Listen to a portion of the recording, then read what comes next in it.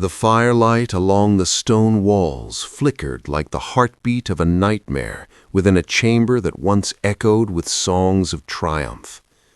Silence ruled. The objects displayed on the mantel were not art, yet they were treated as such. Their presence whispered of reverence and corruption, of a mind that saw beauty where the rest of the world would see only death. It sounds like the introduction to a film, the sort of opening that makes you lean closer, waiting for the monster to appear. But the most unsettling truth is that there was no invention here. The story you are about to hear happened not in a distant legend or in the imagination of a novelist, but in France during the early 15th century, a world drenched in war, faith, and fear. Inside those towering castles, behind velvet curtains and heraldic banners, lived one of the richest men in Europe, a man once praised by kings, honored for valor, and remembered for standing beside a saint. His name was Gilles de Rais, and his legacy would stain history like blood on marble. To understand how a figure celebrated as a hero could also become a symbol of unimaginable darkness, we have to look beyond the myths that surrounded him. This was a time before the language of modern psychology, before anyone could label cruelty as pathology. Yet the same patterns that modern criminology would one day identify, the hunger for power, the ritual of possession, the fascination with death, were already there. The tragedy of Gilles de Rais is that he lived at a moment when violence was not merely tolerated, it was woven into the structure of society. Nobility and brutality often shared the same table, and within that contradiction, something terrible took root. He was born in 1404 in northwestern France, in a region where every hill seemed to carry a fortress and every family crest. A small army of wealth surrounded him from the first breath. His family, the Montmorency-Laval, controlled vast estates that rivaled those of minor kingdoms. The young heir's name at birth was Gilles du Montmorency-Laval, though history would shorten it to Gilles de Rais after the barony he would inherit. Privilege would have offered him safety, but luxury often conceals rot beneath its gold leaf. His childhood, far from serene, was marked by the early touch of death. When he was barely 11, his father was killed in a hunting accident so violent that the story of it became local legend. Not long after, his mother died as well, leaving the boy an orphan in a world ruled by ambition. His guardian, Jean de Crown, was a man whose heart beat to the rhythm of politics, not compassion. Under his roof, Gilles was not raised to be kind or wise, he was molded to be useful. Jean saw in his grandson a tool, a brilliant, impressionable instrument that could advance family fortunes. Discipline was replaced with indulgence, morality with manipulation. Power, Jean taught him, was both a birthright and a game. Those who possessed it owed nothing to the weak. It is impossible to know how much of this the boy understood, but the lessons took hold. When later he stood accused of crimes so vast they seemed inhuman, he would point back to this household, to the absence of guidance, as the seed of his ruin. It might sound like an excuse, yet anyone who studies his life can see the thread. In a world that rewarded conquest and cunning, empathy had little space to grow. By adolescence, Gilles had become a contradiction. He was gifted beyond measure, fluent in Latin, trained in classical philosophy, schooled in the arts of war and diplomacy. He was also restless, impulsive, quick to anger. Those traits, dangerous in peace, made him formidable in battle. France at that time was a nation fractured by the 100 Years' War. The English occupied wide stretches of its territory, and despair hung heavy in the air. Into this chaos stepped a peasant girl from Domremy, who claimed that divine voices had sent her to save France. Her name was Jeanne d'Arc. Most nobles laughed when they heard of her. Gilles did not. When he met her, something in her certainty drew him. Perhaps he saw in her what he lacked: faith, uncorrupted by power. Assigned to protect her, he became both her sword and her witness. Their alliance changed the course of the war at Orleans, where French forces had been locked in a 6-month siege. The arrival of Jeanne and Gilles transformed defeat into victory. Within days, the English lines broke. Town after town fell for the soldiers who followed them. It was as though God himself had taken the field. Gilles fought at the front, fearless to the point of madness, earning a reputation for both courage and charisma. When the fighting ended, he was only 25, but already one of the youngest marshals of France, an honor reserved for heroes. From the outside, his life looked blessed. Wealth, power, and glory gathered around him like armor. But the things that make a man victorious in war are often the same that destroy him in peace. Battlefield heroism in the 15th century meant close contact with death. Cities burned, prisoners were mutilated, and victory was measured in bodies. Historians who have tried to read Gilles' mind across the centuries suggest that constant exposure to suffering altered something within him. Once you see death daily and survive, it begins to lose its horror. For some, that breeds numbness; for others, fascination. The difference between bravery and obsession can be only a single heartbeat. When Jeanne d'Arc was captured by the English in 1430, Gilles, who had fought beside her and shared her victories, made no attempt to rescue her. When she was burned at the stake the following year, he did not attend. Perhaps grief silenced him, perhaps shame, or perhaps her fall shattered the one ideal that had restrained his darker impulses. Whatever the reason, the hero of Orleans disappeared from public life. Soon after, the legend faded, and in its place emerged a man who seemed determined to bury himself in excess. At his estates, Gilles lived as if gold could fill the silence that had followed the war. He funded lavish performances, celebrating his former battles, building enormous stages, feeding entire towns during the shows. The expenses were catastrophic, but the applause soothed him. He surrounded himself with music, art, and scholars, yet none of it satisfied the growing void. Among the grand projects that consumed him was a private chapel he named the Chapel of the Holy Innocents. The title, drawn from the biblical story of King Herod's massacre of children, was meant to symbolize purity. In hindsight, it reads like a prophecy of ruin. Gilles personally chose the boys who sang there, selecting them for their voices and their beauty.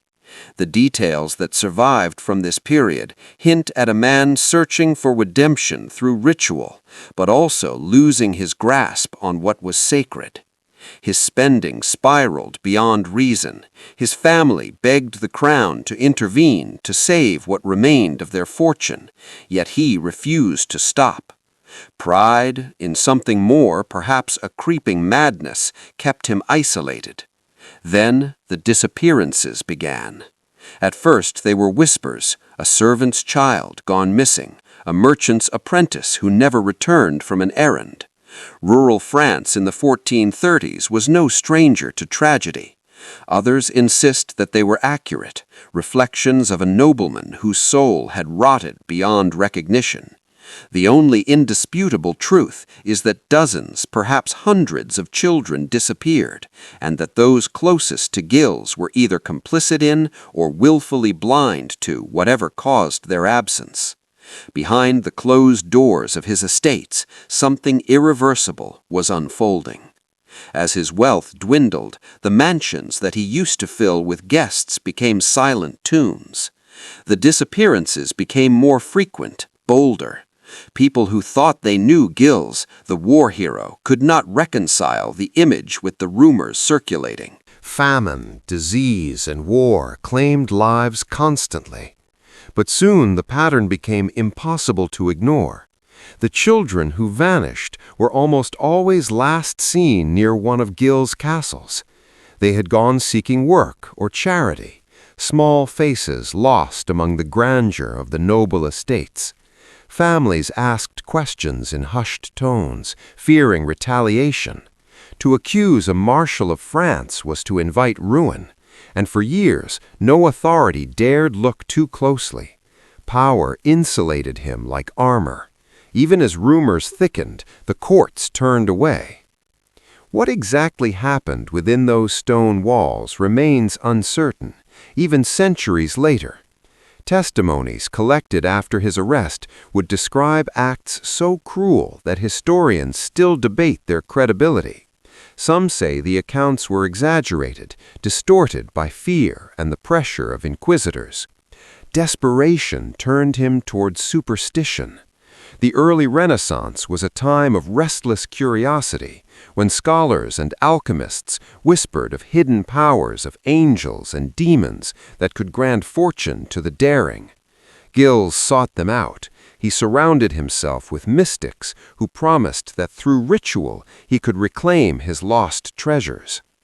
Among them was an Italian cleric who claimed knowledge of forbidden invocations. Whether these ceremonies ever took place as later described is impossible to prove, but they reveal the state of mind of a man unraveling, someone who once commanded armies, now bargaining with shadows.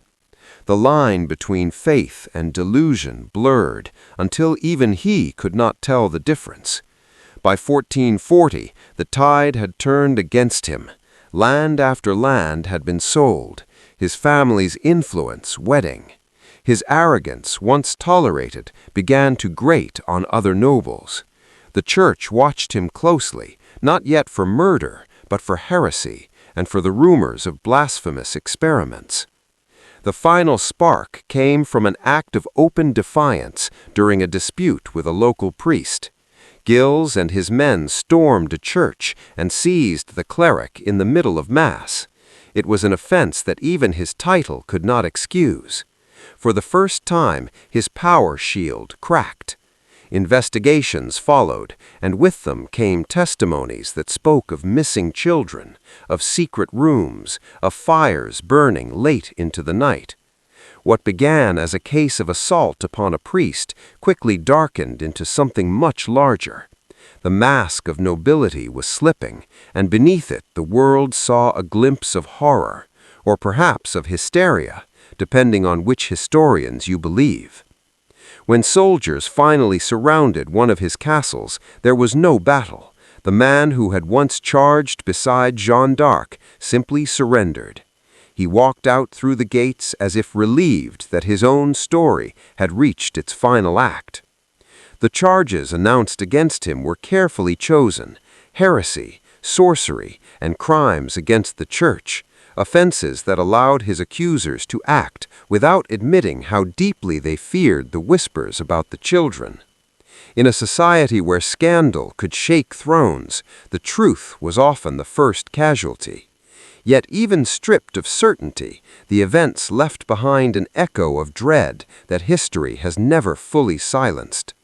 The tale of Gilles de Rais is often told as a descent into evil, but it also reflects the world that created him. 15th century France was a landscape where violence and sanctity coexisted, where the same hand could raise a sword in the name of God and commit atrocities under the same banner. Gilles' life traced that paradox perfectly. From a child of privilege, molded by ambition, to a hero, sanctified by victory, to a figure consumed by the darkness he once fought. His story reminds us that the boundary between savior and monster is thinner than we like to believe, and that power, when left unchecked, can twist even devotion into something unspeakable. As night fell over his estates, the torches along the battlements flickered and died one by one. The peasants who lived in their shadow whispered prayers for their missing sons and daughters, not daring to name the man they suspected. Inside, the former Marshal of France sat alone among relics of his own glory. Banners from battles long past, armor dulled by time, portraits painted to immortalize a noble line that was already fading. History would remember him as both warrior and enigma, a man who embodied the brilliance and the corruption of his age. What truly happened behind those walls remains tangled in rumor and confession, faith and fear. But the silence he left behind was louder than any verdict. It was the silence of a nation realizing that its heroes could bleed the same darkness as its villains, that nobility could hide the oldest evil of all, the belief that power makes a man untouchable. When Gilles de Rais walked through the gates of his castle for the last time, he carried with him the weight of a lifetime, both celebrated and feared. The lands that had once bowed to his authority now looked upon him with suspicion, as though the very walls themselves recoiled at his presence. The rumors that had been whispered across the countryside now demanded scrutiny, and the authorities, long cautious of challenging a man of such rank, finally found a path to confront him. It began with accusations that were, on the surface, straightforward: assaulting a clergyman, heresy, violation of sacred law. Yet behind these charges lingered the darker whispers of vanished children and forbidden rites, echoes of deeds that many feared to speak aloud, even in the presence of kings and bishops. The case against him would become one of the most infamous trials of the medieval period, not only for its scandalous claims, but for the way it exposed the fragility of justice when confronted with power and fear. The initial proceedings were cautious, calculated. Secular authorities sought to assert control without igniting rebellion among the nobility, while the Church sought to protect its own moral authority, ensuring that allegations of sacrilege were handled with solemnity. Gilles himself appeared indifferent at first, a man whose composure had been forged in the crucible of battle. He listened to the reading of charges with a demeanor that was calm, measured, almost impervious to the mounting tension in the courtroom. It was a stark contrast to the chaos that had swirled around his estates, where families whispered of missing children and servants spoke in trembling tones of horrors they may or may not have witnessed. Even at this moment, Gilles' presence reminded observers that nobility was not merely a title, it was a shield that could delay justice, sometimes for years. As the trial unfolded, the atmosphere became charged with anticipation and dread. Witnesses were brought forth, their testimonies painting a picture of a man both brilliant and terrifying. Some spoke of the extravagant performances, the lavish spending, the chapel dedicated to the Holy Innocents, while others recounted more sinister details, unexplained absences, suspicious rituals, and an aura of fear that permeated the households under his command. Historians today debate the reliability of these accounts, noting the potential influence of political rivalries and the coercive methods of interrogation common in the 15th century. Yet even if we consider the possibility of embellishment, the consistency and detail across multiple testimonies suggest a man whose actions had left a deep and lasting impression on those around him. Gilles' response to the accusations evolved as the proceedings progressed. Initially, he denied any wrongdoing, maintaining the dignity expected of a man of his station. His defiance, however, could only last so long in a world where the Church wielded spiritual authority as effectively as the king wielded armies. The threat of excommunication, a fate considered worse than death, loomed over him, severing the possibility of salvation and isolating him from the sacraments that defined Christian life in a society where faith governed morality. This was a weapon as sharp as any sword. The pressure mounted, and with it, Gilles began to unravel. He offered confessions incrementally, carefully measured, revealing some transgressions while withholding the full extent of the claims against him. It was a performance in its own right, a negotiation between survival, reputation, and the inexorable weight of accountable piety. Within days, the interrogators made it clear that the court had the authority to use coercive methods. The threat alone proved sufficient. Gilles, once a master of battlefield strategy, now faced a battlefield of conscience and law. Over a period of several days, he confessed to a range of offenses that shocked even the most seasoned observers. He spoke with precision and clarity, describing acts that defied the moral imagination of the time. He named accomplices, detailing their involvement with meticulous attention, and in doing so, implicated not just servants, but the broader network that sustained his household. These confessions would form the cornerstone of the prosecution's case, leaving little room for doubt regarding the severity of the crimes as understood by contemporary standards. Yet even in the midst of such revelations, Gilles sought to retain some measure of dignity. He requested the opportunity to make a final confession to reconcile with the Church and to face death as a penitent rather than as a condemned heretic. This request was granted, a concession that reflected the enduring influence of nobility, even in the shadow of overwhelming evidence. The contrast between his status and the fate of his accomplices was stark. While Gilles would be granted a form of spiritual redemption, his servants faced execution without the hope of absolution. The social hierarchy that had shielded him in life continued to shape the terms of his death, underscoring the persistent intersection of privilege and justice in medieval France. On the morning of October 26, 1440, the execution unfolded in a somber and controlled atmosphere.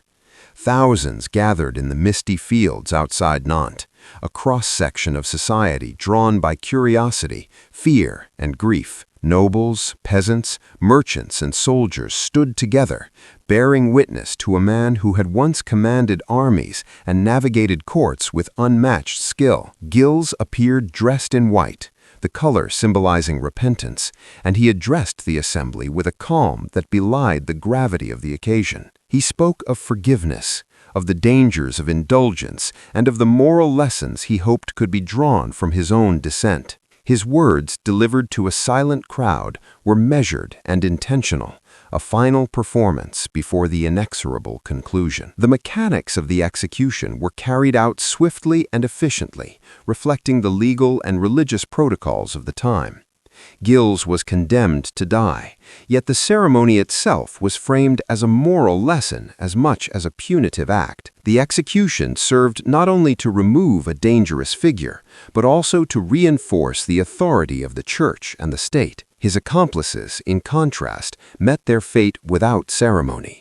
Their deaths intended to underscore the consequences of participation in crimes that transcended ordinary law. The ritual of the scaffold, the presence of witnesses, and the public reading of judgment all combined to create an event that was as symbolic as it was final, embedding the story of Gilles de Rais into the collective memory of France. Even after his death, the questions surrounding Gilles de Rais refused to dissipate. The confessions, extracted under threat of spiritual and legal coercion, left historians with a puzzle.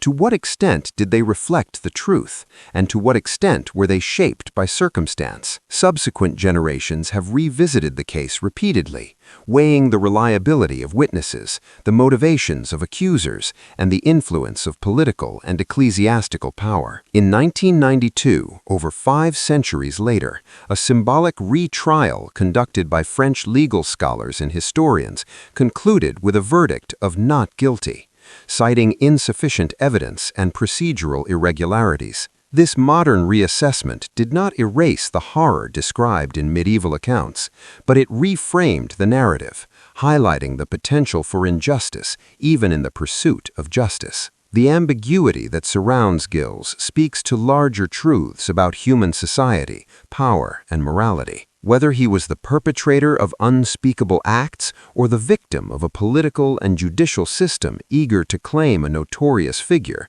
his story serves as a lens through which to examine the vulnerabilities of legal, religious, and social institutions. It illustrates the way authority concealed individuals, the way fear can silence communities, and the way historical memory can oscillate between condemnation and doubt. The castles that once housed him, the estates that bore witness to both triumph and terror, have long since crumbled. Yet the narrative persists, haunting the margins of history. In the end, Gilles de Rais remains a figure both human and monstrous. He was a child of privilege who became a hero of France, a man whose brilliance in battle coexisted with acts that would horrify his contemporaries and future generations alike. His life and trial illuminate the complexities of morality in a world governed by hierarchy, superstition, and war. The fear he inspired was not merely a product of individual malevolence, but also of the society that enabled him. A society where wealth and title could distort accountability, and where the vulnerability of the powerless could be exploited without consequence. As centuries passed, the story of Gilles' race has been retold, analyzed, and debated, not just for its historical significance, but for the uncomfortable questions it raises about the human capacity for evil, the mechanisms of power, and the fragility of justice. The truth of what occurred behind the walls of his estates may never be fully known, obscured by time, bias, and the limits of documentation. Yet the tale endures, a reminder that history is never a simple chronicle of events, but a tapestry of perception, memory, and interpretation. It challenges us to confront the realities of our past, the nature of authority, and the persistent question of how individuals, shaped by circumstance, can traverse the line between heroism and horror.